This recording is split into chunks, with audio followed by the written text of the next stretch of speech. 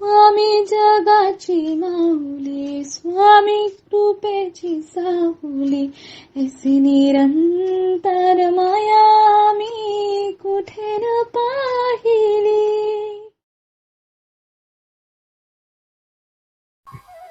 श्री स्वामी समर्थ. सर्व मित्रमैत्रिणींचे आपल्या श्री दत्त अनुभूती परिवारामध्ये सहर्ष स्वागत आहे. स्वामींची कृपा तुमच्यावरती निरंतर राहू दे. आज आपण स्वामी भक्त श्री गोपाळ बुवा केळकर लिखित बखरीतील बखर क्रमांक 84 ऐकणार आहोत. पण त्यापूर्वी तुम्हाला एक विनंती करते की आपल्या श्री दत्त अनुभूती या चॅनलला सबस्क्राईब जरूर करा. शेअर, लाईक, कमेंट्स करायला विसरू नका. आणि तुमच्याकडेही दैवी अनुभव असतील तर ते आपल्या 9137411207 या नंबरवर व्हॉट्सअप करा. आपण ते हजारो भक्तांपर्यंत पोहोचूया, भक्तीचा प्रसार करूया आणि आनंद पसरूया. श्री स्वामी समर्थ. बखर क्रमांक 84. अहमदनगरातील एक ब्राह्मण. अहमदनगरातील कुणी एक ब्राह्मण सहकुटुंब स्वामी महाराजांच्या दर्शनास आला. श्री गुरूंचे दर्शन प्रेमपूर्वक घेऊन विनंती केली की माझी गरिबाची दया येऊन माझ्या घरी भोजनास चलावे. भजी, कटबोळी, शिप्रा, आमटी करा म्हणजे आमचे पोट भरेल. अशी आज्ञा होताच ब्राह्मणाने गणपतराव सेवेकरी यांना पदार्थांची माहिती विचारली. लगेच दुसऱ्या दिवशी आपल्या पत्नीकडून पूर्णावरणाचा स्वयंपाक उत्तम रीतीने करवला. आदल्या दिवशी सायंकाळी महाराजांच्या कित्येक सेवेकरी व गावातील काही मंडळींना आमंत्रण केले होते.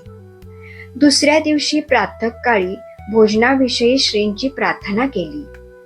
सर्व मंडळी 2 प्रहरी भोजनास आली. नंतर ब्राह्मण लगबगीने महाराजांना बोलवण्यासाठी गेला.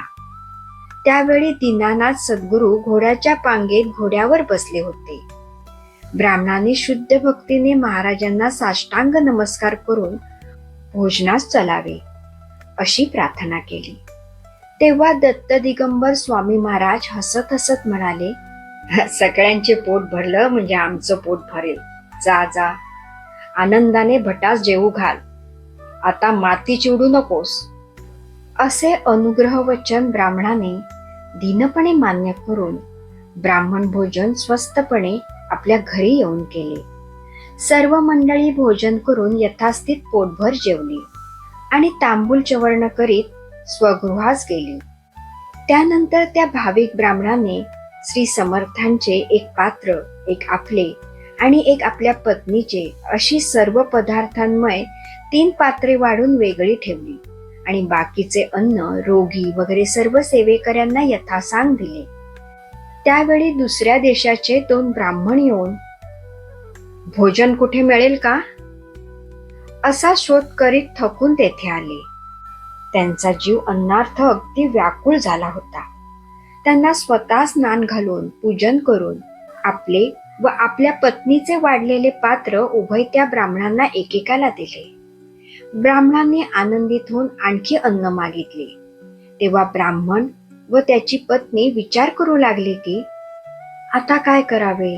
फक्त एक यतिराजांचे पात्र आहे व त्यांच्या आज्ञेवरून त्यांच्याकरता हे पदार्थ तयार केले. या आलेल्या ब्राह्मणांना शिप्रा पुष्कळ वाढली असताना आणखी मागतात. आपले प्रारब्ध असे म्हणून महाराजांचे पात्रातील शिप्रा वगैरे सर्व पदार्थ घरात काही न ठेवता त्या 2 ब्राह्मणांना तृप्ती होईपर्यंत वाढले.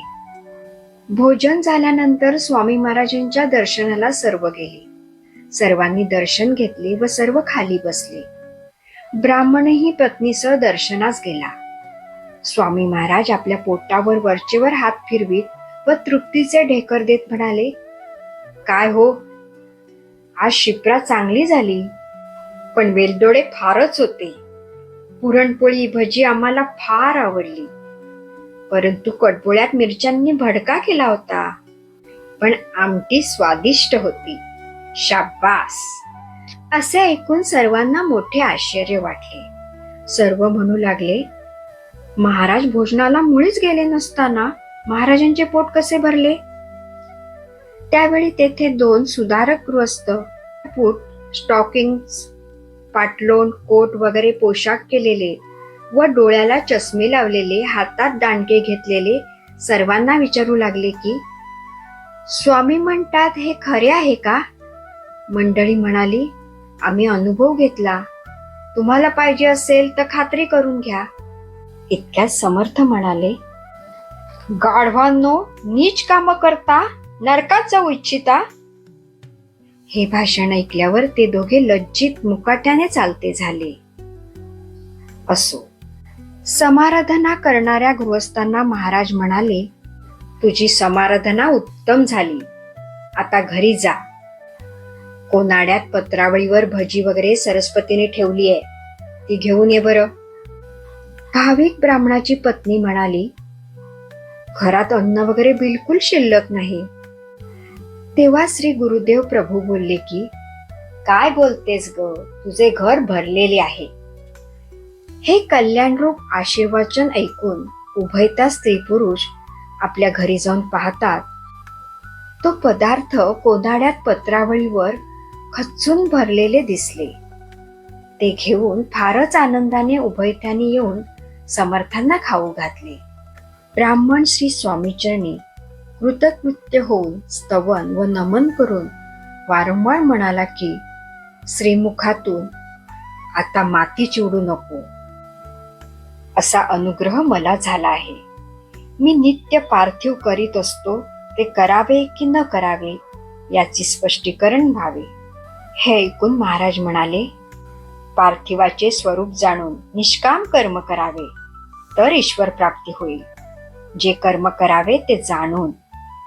हे अत्यंत हितकारक वचन ऐकून भाविक पतिपत्नींना परम आनंद झाला व पुन्हा ब्राह्मणाने दुसऱ्या दिवशी श्री समर्थांना नैवेद्य समर्पण करून प्रसाद घेतला. काही दिवस श्रीचरणी वास करून श्रींचा आशीर्वाद व आज्ञा घेऊन तो कुटुंबासह घरी गेला. येथे बखर क्रमांक 84 समाप्त होते. श्री स्वामी समर्थ.